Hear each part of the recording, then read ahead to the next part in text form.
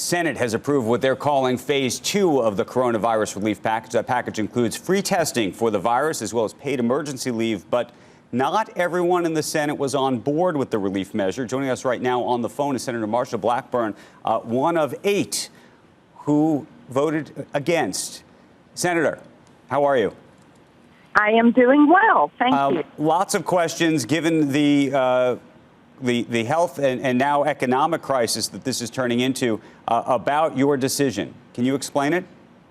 Oh, absolutely. And one of the provisions in the bill dealt with Medicaid and testing.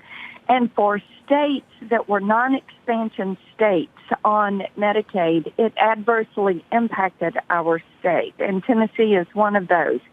Another had to do with the paid family leave.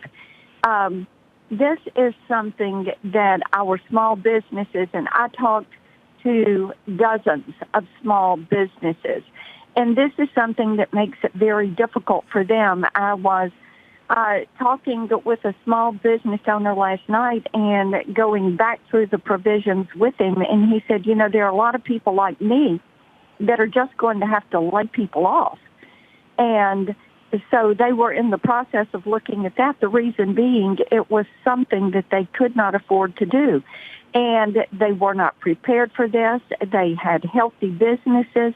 We are very concerned about keeping these small businesses open, keeping their doors open, getting money to independent contractors, sole proprietors. We have a lot of people that work in the entertainment touring business, the venue business.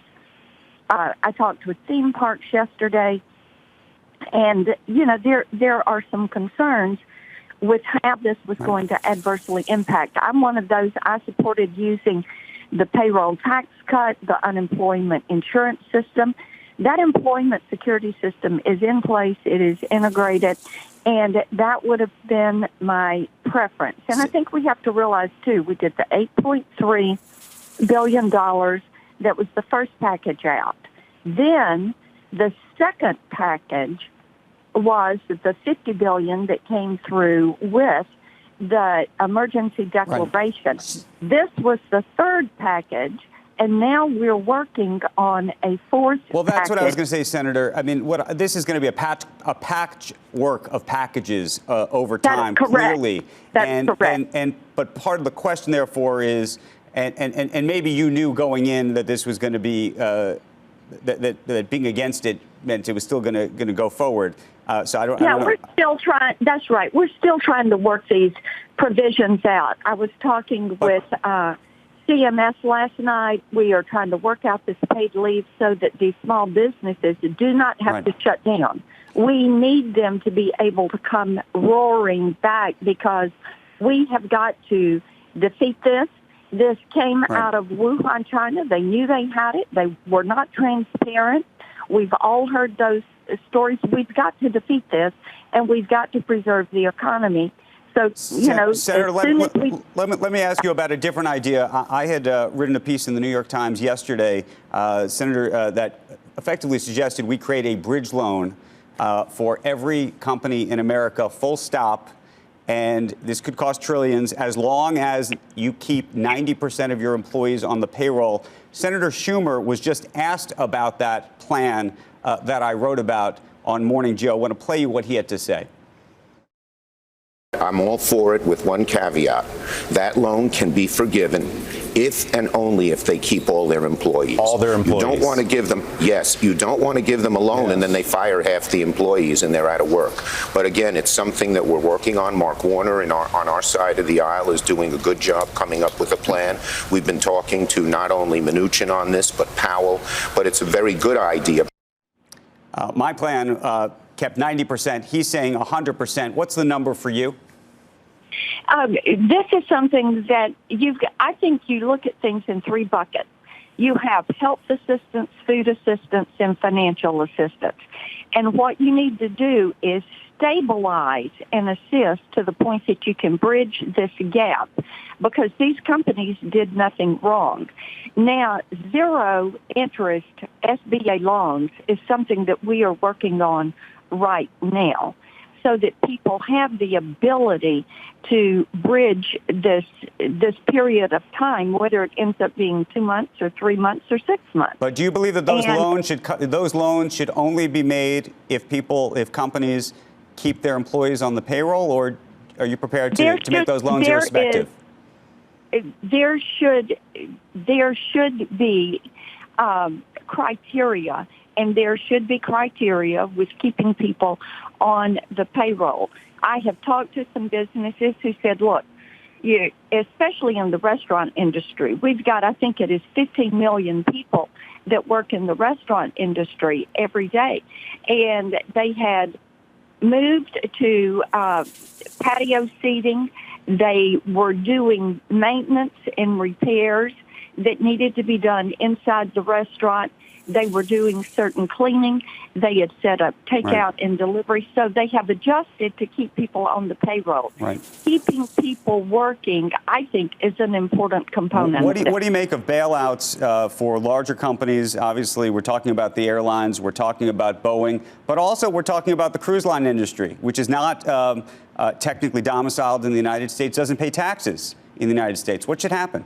Well, what we have to look at is not only those major employers, but the system that supports them. And I'll give you an example. When you talk about the cruise line industry, then what about all of these inspirational, motivational speakers, these entertainers and musicians that are coming out of Nashville and out of Tennessee, and they have lost every single one of their bookings for the next 4 months. Their income went from healthy to zero.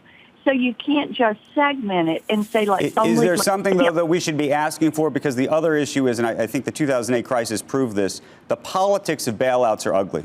And the distrust and anger it can create is remarkable. And so when it comes to the cruise line industry, I am 100% with you in terms of the knock-on effects of that and the need to try to mitigate that. But the question is, therefore, do you say to the cruise line industry, we will back you if you move back to the United States and you decide to pay taxes to the United States? Or do you believe we ultimately need to get equity stakes or some kind of warrant or convertible debt for all of the loans that we will be making if they're going to be made on an idiosyncratic industry-by-industry basis? We are, as we work today on what is going to be this third package, you're going to see conversation around these various industries. Airline industry included, airline cargo, and, of course, general aviation is a component of that. And I think there will be talk about how we collateralize those loans and how we work with them, because what they've asked for is a $50 billion safety net, if you will. And the particulars, Chairman Wicker is working on this. Some of us at Commerce Committee, we continue to talk with these airline CEOs. What we want to do is make certain they can continue to fly, and then as soon as we get on the downside of this virus, that we're able for them to come roaring back. And again, we have to bear in mind that this is unlike the packages that came in place after Katrina or different storms, or after the 2008 crisis and the package in 2010. We have to remember this is something that came out of another country. It came from Wuhan, China. They withheld information, and it has caused a global pandemic. Senator, I would prefer to put this in the Katrina category, prefer to put it in the 9/11 category. And the reason I say that is, but if you put it, I agree, it's not 2008, because we can describe that's a man-made crisis. The question, therefore, is, in a natural disaster, what taxpayers should be getting for their money or not, and whether there should be some kind of upside if, in fact, the economy returns. There's obviously so much commotion and investors out there who say, look, the airline spent billions and billions of dollars on buybacks with no rainy day fund or kitty. And we are effectively privatizing the losses, or rather privatizing the gains and socializing the losses. Correct. And as I said yesterday on the floor, sometimes it is good to pause and see where we are. And I know my buddy Art Lapper, who you all talk with periodically, that he has said sometimes you need to just take a deep breath. And as we move, and as I said, this package that came through yesterday had problems that I felt like we're going to pick winners and losers. And I do not want small business to be a loser. I do not want the non-expansion Medicaid states to be a loser. I am terribly concerned about the health of the economy and the health of citizens, and want to make certain that the decisions that I make is going to be there to help us recover in the most expeditious fashion. All right. Senator, I want to thank you for joining us this morning. Always enjoy talking to you, and wish you a lot of luck over these next days and weeks. Well, we're working hard on it. And I also have the bill with Senator Menendez that would bring pharmaceutical manufacturing back to the U.S. And this is something that I'm continuing to work with the White House and the Vice President's office and leadership, Senate leadership on. Another project to discuss the next time we speak. Appreciate it very, very much.